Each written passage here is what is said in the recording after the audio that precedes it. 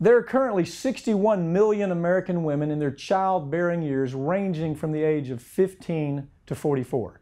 62% of these women regularly use a contraceptive method, with 6.4% choosing to use an intrauterine device or an IUD to prevent pregnancy. IUDs are small devices that are implanted into the uterus to prevent fertilized eggs from becoming developed. Over the last 15 years, IUDs have gone on to make up a larger and larger share of the birth control market, and according to 2012 data, IUDs are the fourth most common form of birth control after condoms. IUDs they've proven to be amazingly effective and convenient because they can be implanted once and will remain effective for many years without any kind of interference. And as the market for IUDs began to grow in the early part of the century, pharmaceutical giant Bayer wanted to make sure that it could get a piece of the profits, and it introduced an IUD device in the year 2000 called Mirena. Mirena is a chemical-coated soft plastic IUD that proved to be a huge moneymaker for Bayer. But part of the reason that this particular contraceptive was so profitable was because Bayer was deliberately overstating the benefits of their device and not disclosing some of the rare but very dangerous side effects. For example, in April of 2009, the FDA had to issue a warning letter to Bayer Healthcare because its website for Mirena made a number of claims that were simply a lie. They were completely untrue.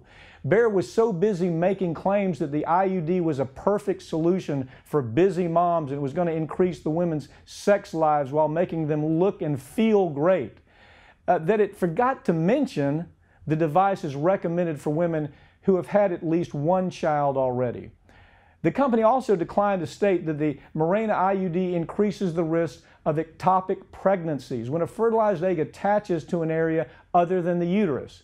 And with that, of the few women that became pregnant with the Mirena IUD, half of them had an ectopic pregnancy. And they completely left out the fact that their Mirena IUD needed to be replaced every 5 years. Bayer also failed to tell women that there was a small risk that this particular IUD could either break, it could completely break apart, or migrate after the insertion, causing perforations in the uterus that would then lead to major medical emergencies. The FDA might not have put it in these terms, but they strongly implied that Bayer was so desperate to make their sales pitch to women that they threw all of their warnings out in order to increase sales of their alleged miracle contraceptive. But those weren't the only problems associated with Mirena IUD. The chemical coating on the IUD, a form of progestin, was released daily into the woman's body while the device was implanted. Later observational studies found out that this chemical, even after the device had been removed, had a small chance of leading to a form of hypermasculinity in the developed fetuses, resulting in improper development of the genitalia in unborn children. Further studies have shown that Mirena increases the likelihood of breast cancer, decreased libido, ovarian cysts, and depression. They were all a risk here related to this product. But again, this information was completely omitted from Bayer during their sales pitch.